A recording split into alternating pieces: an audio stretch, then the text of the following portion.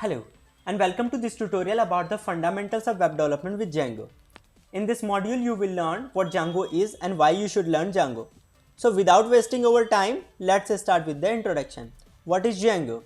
Django is completely free and open source web framework which is written in the Python, and by using Django you can build your web application quickly with less code. Now the question is why you should learn Django. Django is one of the most matured web framework which accelerates web application development. But how is this possible? Because Django is fully loaded.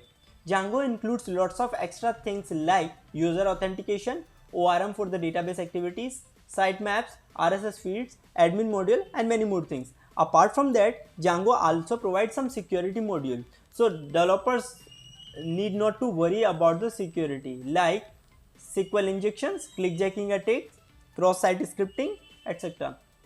Not only this, it also provides a secure way to manage user account and password. Django is scalable. Django provides flexibility to extend and scale your application quickly. It is versatile, means you can efficiently manage any type of application with Django.